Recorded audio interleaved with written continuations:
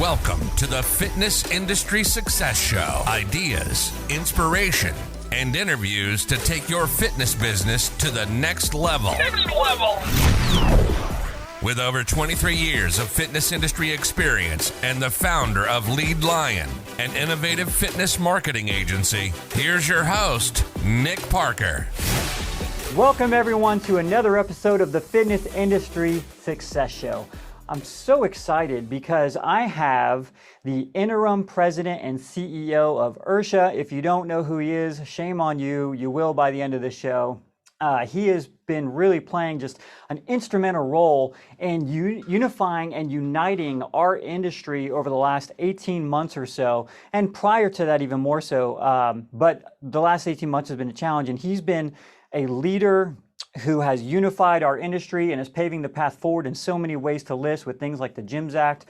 He also has an extensive background in the fitness industry, everything from the personal training side to studios to operating and turning around large athletic facilities, and is just what I would consider a fitness industry rock star and a leader that we all look up to and respect.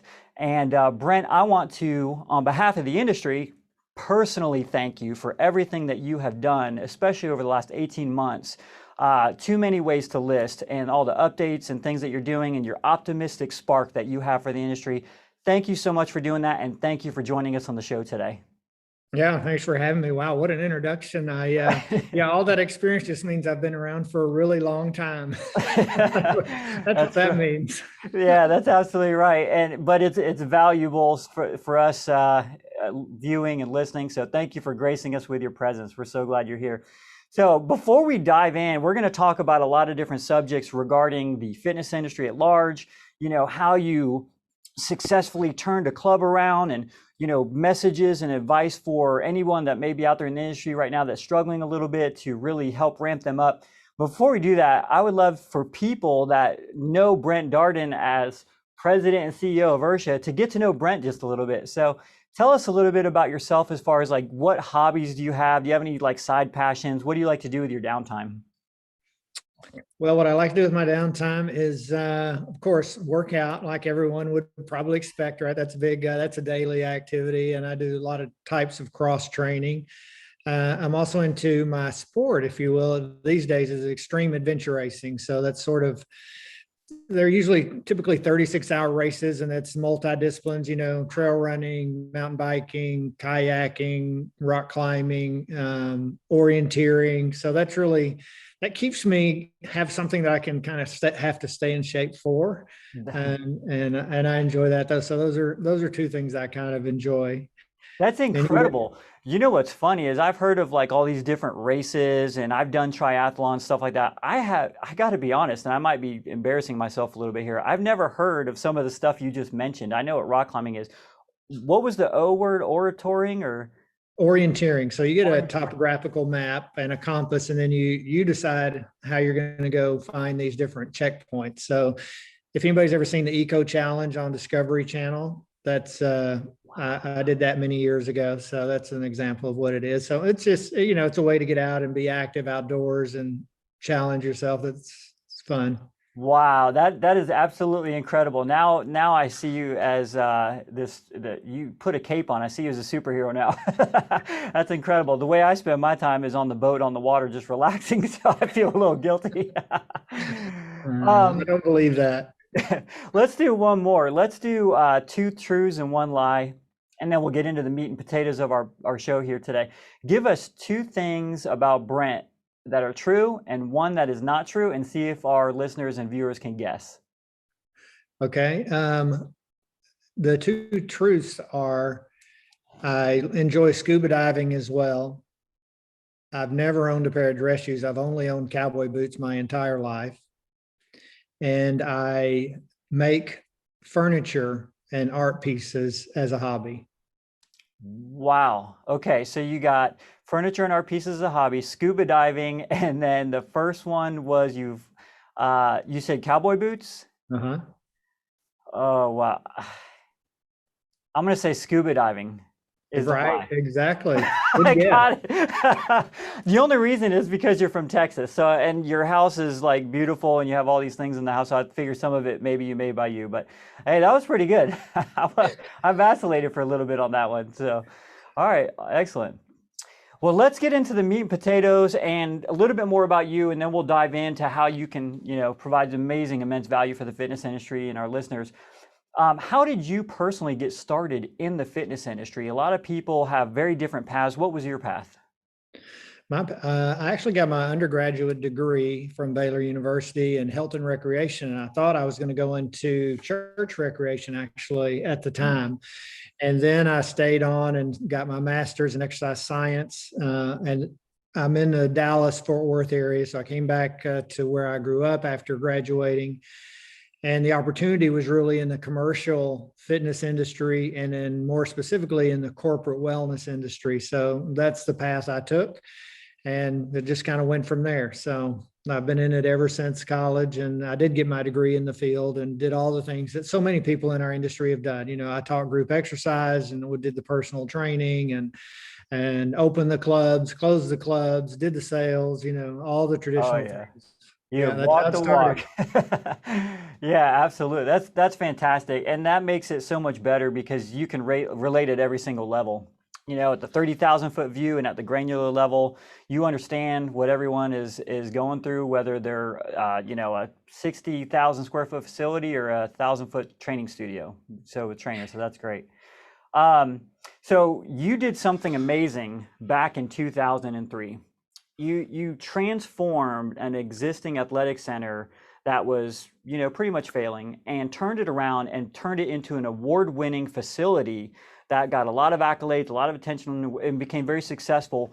Let's talk about that a little bit, and then I would love for our listeners to know, what are some of the keys that made that successful. Yeah, thanks. That's going back, to 2003. That seems like forever ago now.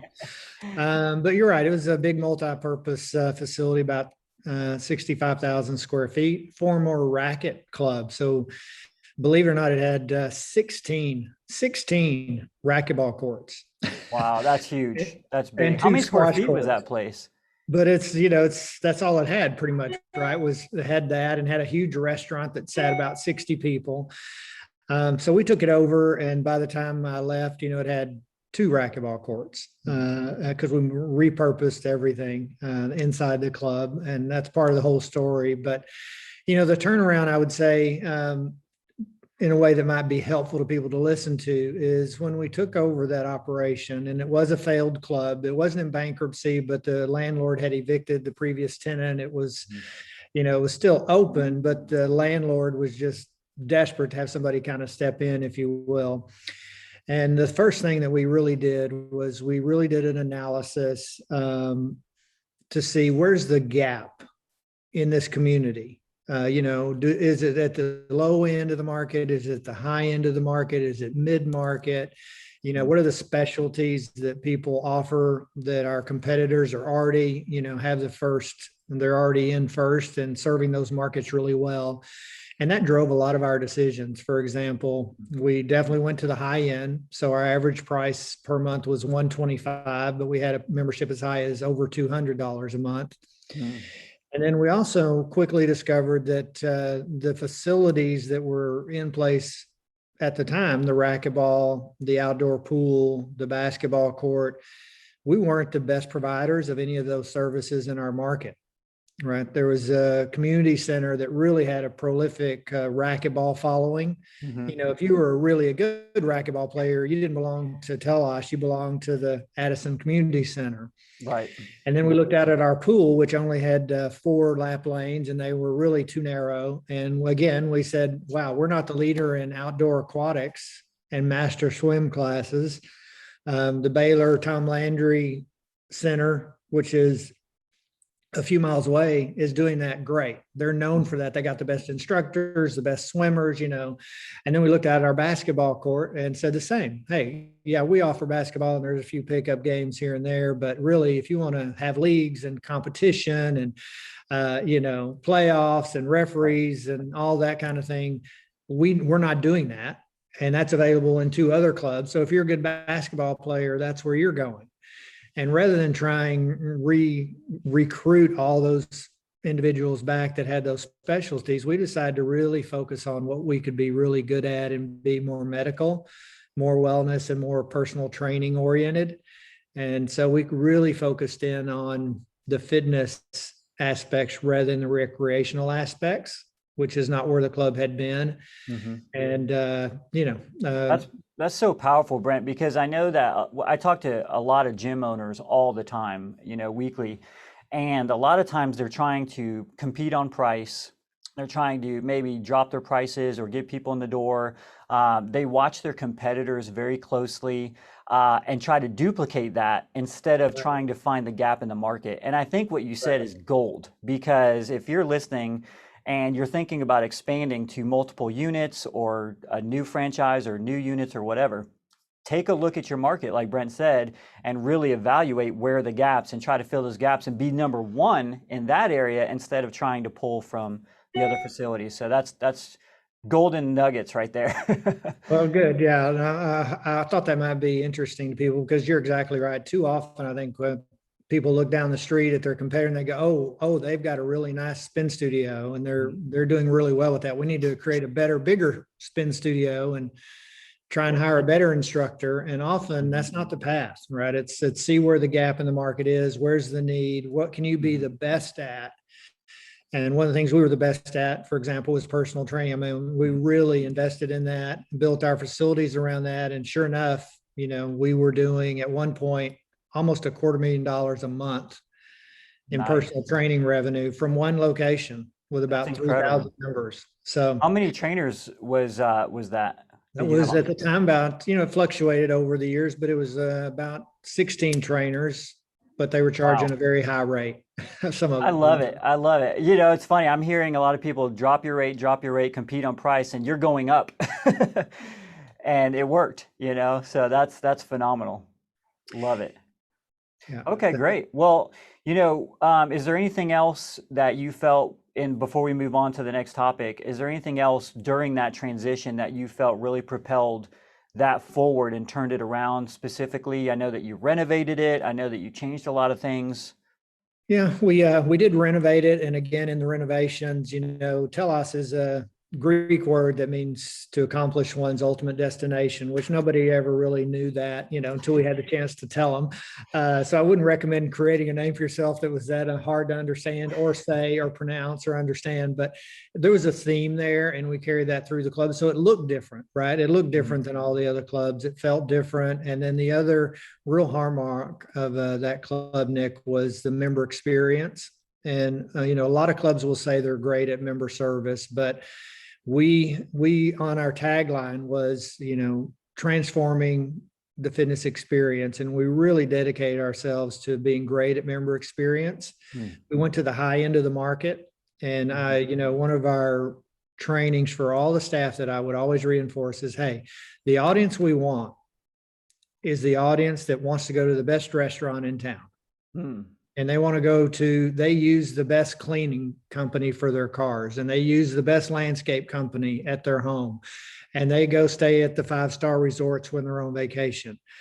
They're not clipping coupons and looking for discounts out of the newspaper to determine where they're going to go to dinner tonight. Right, exactly. Right. And they're not looking, for the ads about travel to find out, oh, we can get this, much off to go to this destination. No, they go to the destination they think is the best and that their friends have recommended. And that's where we need to be, because that's the way they think. And it's not about price. It's about the experience and creating and being part of that network. So, yeah, and that's so powerful, because you first talked about where's the gap, and then you filled that gap and said, we're going to be the Ritz-Carlton of fitness, if you will. Versus the Walmart of fitness, and not go with the masses, but go with the few and those that have more expendable income, and provide an exponentially high level of service, which is what you guys did. So new experience. Great. I love it. So here's a funny story. I'm sorry to cut you off. No, go ahead. Yeah. I think this will be interesting for people as they're training their staff, right? You mentioned Ritz-Carlton. That's a natural. So I had as well been training that, and I'd say, hey, we want 5-star service like the Ritz-Carlton. We want to, and I even use the same language you just used early on. Right. And then interestingly, about 2 or 3 years into it, my fitness director, who is fabulous, and he had great personal training clients, some of which would take him on vacations when they went to train them, right? Mm-hmm. That's the level of wealth these people had. Wow. So they would bring their trainer with them and pay their way. And Wow. he stayed at a Ritz-Carlton with his clients. He came back and said, Brent, you've been saying like Ritz-Carlton 5-star service. I had no clue what that meant. I had no basis. I had no basis of understanding because I've never stayed at a Ritz-Carlton until last week. Wow. And now I get it. So, I think that that was a big learning lesson for me. I'm like, yeah, that's right. 95% of the staff I'm talking to, they've never stayed in a Ritz-Carlton. That means nothing to them. Right. Yeah, that's a good point. You should have maybe foot the bill and had them all stay at a Ritz-Carlton for the weekend. Well, yeah. And we did go and tour some hospitality places to reinforce that, but we didn't pay them all to stay there. We weren't quite that wealthy. Yeah, that's so good. And that's a common mistake too, is using, here's the bar, but nobody really understands what that bar looks like. So getting granular and more specific on, well, here's what that looks like practically fleshed out. Right. Here's how you offer 5-star service. So, okay. Yeah, that's powerful stuff. And I hope you guys are getting this. This is just gold because you've got a veteran here who is just dropping such powerful nuggets and bombs on you right now. Just pay attention, know your market, know where the gaps are, who you are, who your avatar is, the demographic that you serve. Pay attention to that. Planet Fitness talks about it all the time. They're not the premium brand. They're for the average gym goer. So you got to know who your market is and go after that market. Don't try to be everything to everyone. So Brent, great on that. Well said. Thank you so much. Yeah. Okay. So, we talk, I enjoy listening to your Take Fives because anytime I hear bad news about the fitness industry, you always give me a spark of hope and excitement, and I'm naturally optimistic, so I feed on that, and I'm like, yes, go Brent, we're excited about the future of the fitness industry. I'm very bullish on it. What are some reasons that you're so optimistic about, the future of the fitness industry, both from maybe a data or scientific standpoint, but more so, I want to hear your gut instinct because you've developed that gut for so many years and what your thoughts are on that. Yeah, thanks. And some of it is gut and some of it is data and some of it is just seeing what's happening, out in the marketplace and in society. So let's see where I would start. Let me start with sort of the bad news, which is we know at the end of December that 19% of the health clubs in the United States had already closed permanently. Right. Most of those were, the average actually was 17%. 19% of them were about studios, and really 14% were the bigger players, more fitness only, but bigger boxes. Right. And we're going to do that study again here at the end of June to see there's probably been a little bit more fallout. So we fully expect maybe 20 or more % of the market has gone away. Mm-hmm. That's bad news for our industry. And it's really sad for those that weren't able to survive. On the other hand, for the last 5-10 years, no matter where I went in the US, internationally, everybody that was in the club business would say, man, it's just so oversaturated. There's a club or a studio or a fitness offering on every street corner. My market has so many clubs in it right now. And so I think, unfortunately, our industry was probably due for a market correction of some level. And it's I'm sad. I have some friends that have lost their clubs. Telos closed. The club I brought up and that we've talked about, and I sold has now closed, which is so sad.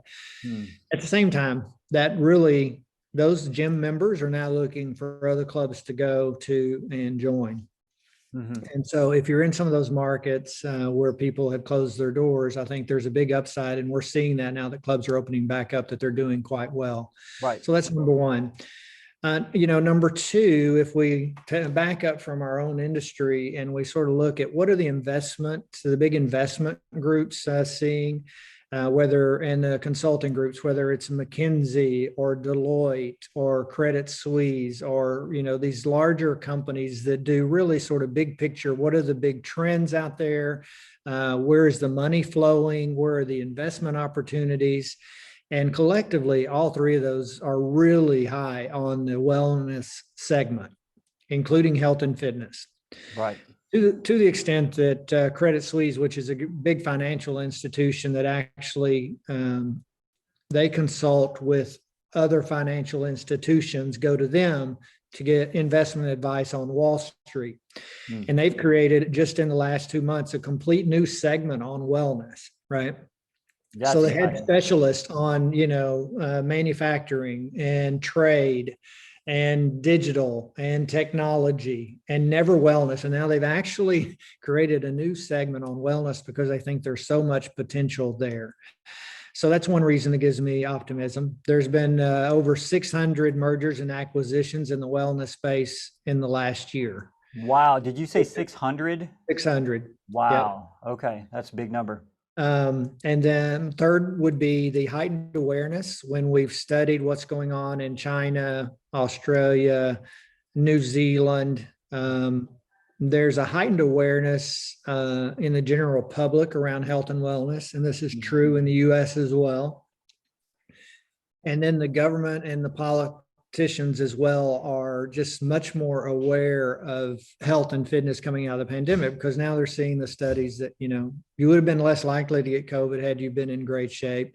You would have suffered less, severe symptoms had you been in good condition and physically active, and you would have, recovered much quicker had you done that.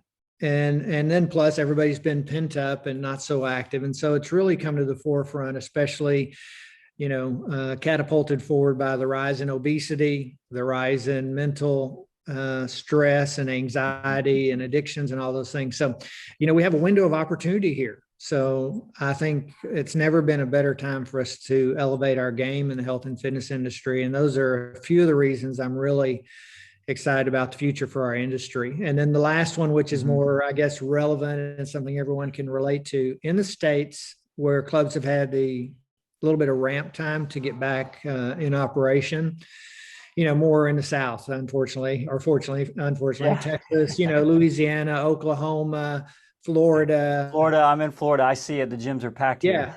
Arkansas. I mean, you talk to those club operators, they're like, man, this is like New Year's resolution. People are coming in. Our business is going great. Many of them are already surpassing pre-pandemic numbers in revenue. Yep. So I think the recovery is going to be rapid and strong. Yeah, I completely agree. And there's two things that also give me hope as well. One is that operators that were not strong operators, if they've made it through, are becoming much stronger, leaner, more savvy operators, managing their P&Ls better, managing the customer experience better, managing everything, their marketing and everything from under the sun to help them become a better business and duplicate that process. And then the other thing that gives me a lot of hope is the GYMS Act, which is gaining a lot of steam and traction. And maybe a lot of people here know what the GYMS Act is, but there is also a lot of our viewers that maybe this is the first time they're hearing about it, which is a $30 billion grant that is making its way to existence here. And you've been a huge part of that. Can you give me just a quick summary of what the GYMS Act is and where we're at with that and how that's going to look for anyone in the fitness industry? Yeah, so the GYMS Act, as you mentioned, is a $30 billion grant, and it is a grant in its current form, at least. It's not a loan, up to $20 million per club. That doesn't mean, of course, every club is going to get $20 million, but that's sort of the cap they put on it, is $20 million per club. So it's a relief package, and we now have over 130 co-sponsors in the house. To give people a little perspective on that, the Restaurant Association got relief last year, as many of us are aware, and they had 174 co-sponsors. Okay. So we feel like we're going to get right there. The mark is really about 150. Once you get over 150 co-sponsors, it really causes Congress and the Senate to take a really hard look at what is this all about. The Live Stages Act, which also got relief last year, had just over 150 co-sponsors on it. So again, it's probably maybe even higher because we keep adding a few every single day, but it's definitely over 130. And we're really optimistic about being included in a package later this summer or early in the fall for our industry. So that's going to Oh, be, that's exciting. yeah, it really is. So we've That is got exciting. Senate now involved, and it's getting bipartisan support in both the House and the Senate, which is really important and great. So it's not just Democrats or Republicans, it's both. Right. And what I'd say to the audience, if you can help at all, if you'll go to IHRSA.org, we have a dashboard that's been created where if you'll go to the dashboard and put in your address, it'll populate and tell you who your Congress representative is and give you a pre-written letter that you can send to them saying you support the GEMS Act. It's easy. I mean, you don't have to look anything up. You just put your address in and it'll tell you, hey, here's your House representative contact. Here's the letter. Hit this and it'll send it directly to their email. And then if you do want to reach out and make phone calls, that information is there as well. And it's also showing you how many co-sponsors we have and which ones we've already gotten. So it's a really great tool. And that's a way, if you really are serious about, man, I'd like to do something to help our industry recover. That's one thing every single person can do. And Yeah. And Brent, it doesn't matter what level you're at, whether you're, an executive or in between management or personal trainer, definitely go do that. And I'll put the link in the show notes so that way you can go directly over there and do that. Take you less than a minute to do it. It'll definitely help because this will impact everyone. Rising tide raises all ships, and the fitness industry as a whole will elevate with more jobs, more opportunity, better experiences, and the whole thing will just swell. And we're very excited about that. Yeah, and thank you for pointing that out. You don't have to be an IHRSA member. This is not an IHRSA thing. This is an industry-wide event. And I asked my grandmother, my brother, my grown sons, have everybody send as many emails as possible. It does make a difference when they get this constant deluge of you need to do this, you need to do this. They want to listen to their constituents because they want to get reelected again. Yeah, absolutely. So, well, I'm excited. It sounds like it's going to be a really exciting fall. Normally we have back to school, and then during back to school, a lot of the health clubs and gyms get a lift at that time. This could be the biggest lift in history. Yes, it could. It's a game changer for many, many clubs, no doubt about it. Yeah, absolutely. I'm excited. So speaking of, moving on to the next thing I wanted to talk about is I have the last issue here that you wrote an article about. And we've done a lot of talking about, over the last maybe, a couple of decades about fitness, getting in shape, speaking to the being fit and some of the cosmetic levels that come with that. And you spoke about shifting our mindset from promoting just fitness to being more comprehensive and focusing on fitness and wellness, but not wellness as we think of it, but wellness that's more comprehensive, like spiritual wellness, family well-being, social well-being, physical well-being, mental, professional, financial, and of course you threw in there adventure, which I love. That was my favorite part, the adventure. I'm going to take you up on that. But talk to me a little bit about that shift and what you think needs to happen as far as our communication with the industry, and then we'll talk about down the road on the horizon, the future of the industry. Okay. Yeah, one of the things that's bothered so many of us in the industry and we've been challenged with, and we haven't moved the needle that much over the last several decades, is we've got in the US, we have 22, 24% of the population that belong to health clubs, right? If you're in China, that's 3%. If you're in Australia, it's 15%. So it varies around the world, but that means in the US, there's 78% of the population that don't belong to a health club. That's a big number. It's a big number. And, as I was telling somebody related to, our frustration about being lumped in with bars, casinos, and restaurants, not getting relief and not being essential. One of it, the root cause of that, part of it is if you're in a group, in a conversation out in public with 10 people, only 2 of those people in that group could care at all about where the health club's open. The other 8, they don't care. Right. That's true. I'm sorry, they just don't care, right? They want the restaurant down the street open, and they darn well want the bar open, and they want to go to a concert, but they could care less if the gym is open or not. Right. So as much as we're working, legislatively and politically to make changes, we also need to just change the paradigm of the public to help them embrace our industry. And one of the ways I believe very strongly that we have to do that is we have to change our messaging and how we're positioning ourselves, because they view us too often as too high of a bar. We talked about, you don't want to set the bar based on your competition, but you also got to set the bar for people. And as I mentioned in my article, fitness for you and I, and probably most of us that would be listening to this podcast, I mean, we say that all the time. People need to be fit. And that's an adjective that we use freely because for us, it conjures up really positive thoughts, right? For the general public, somebody who's sedentary, somebody who's obese, somebody who feels intimidated coming into a studio or a gym or a big multi-purpose club, fitness is too high of a bar. For them, that means pain. That means, not allowing themselves to do the things they want to do related to nutrition and quote unquote diet, right? Yeah, diet and being active. And being active for them, that's a good word, but exercising, that's a bad word. Because in their mind, exercising is probably a negative connotation. Based on their past history. So we really need to change some of the messaging and how we're positioning our industry to be more inclusive of people that are not in great condition or may have limitations.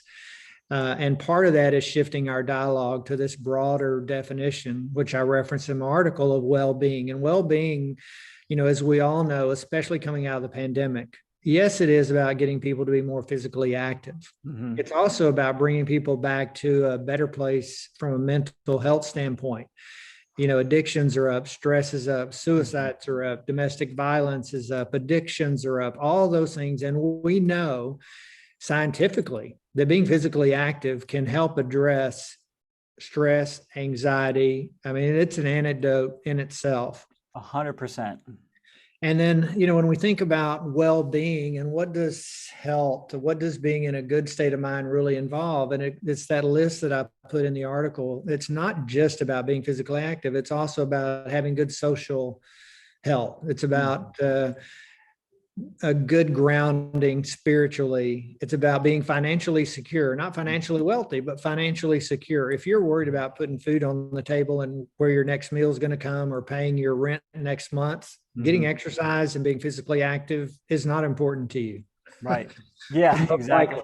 Right. You have bigger concerns, and rightly so. So it's this whole sort of holistic approach to how can we appreciate where people are and the needs they have. And that, yes, being physically active, maintaining an appropriate weight, those are supremely important. And there's immediate benefits to that is the other thing I would say, Nick, and that is, when I got my education, many decades ago in exercise science, we tried to not shame, but sort of, it was like the messaging was all about, if you are physically active and you exercise regularly and you eat right, you're going to live a longer, better quality of life. You're going to be less likely to get stroke and COPD and high cholesterol. All those are so far out in the future that we know that's not a good motivator to move people to be active. What does move them is you're going to feel better tonight. You're going to feel better an hour after your workout because you're going to be less stressed, more relaxed. You're going to sleep better. Your endorphins are going to kick in. You're going to feel better. You're going to have a heightened sense of appreciation for who you are and confidence in yourself. All those things are immediate, and we need to shift some of our language to make sure people understand that it's it's a gift to be able to work out. Yeah, exactly. And I'm going to replay that sales pitch later before I go to the gym because that got me excited. I feel it now. I'm ready to go work out because it's so true. I experience it. And because we work out regularly, we understand that. But you're right. There's such a large portion of the population. You say the word exercise and like, ugh. I don't want to do it. I'd rather wash my hair or stick bicycle spokes in my eyes because it sounds like too much work, right? That's right. So it's a chore. In their mind, it's a chore and something they should do or have to do. And we've got to help them shift that to something that's a part of their lifestyle.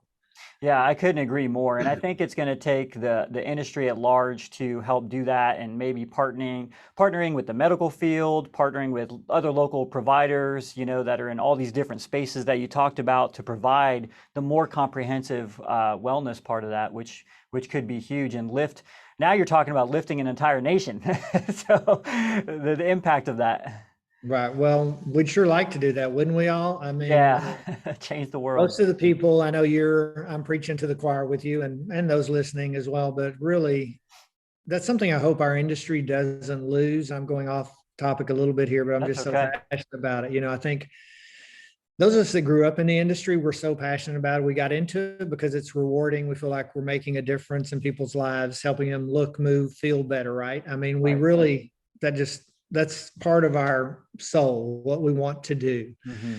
And what I hope our industry doesn't lose as it becomes more diverse, more driven by private equity and investment firms and big organizations, where it's franchised out, and the franchisees may be evaluating where they want to get into our industry and go, well, I could do a restaurant chain, or I could do a car wash chain, or I could do a spa, or I could do fitness. Oh, I think I'll do fitness, but they're not really, immersed and passionate about it. And I don't want our industry to lose its soul for helping people. And Yeah, 30 years ago, it was the guy that loved working out and wanted to share that with everyone else and started a gym, Right. And so we still see some of that today, but you're right.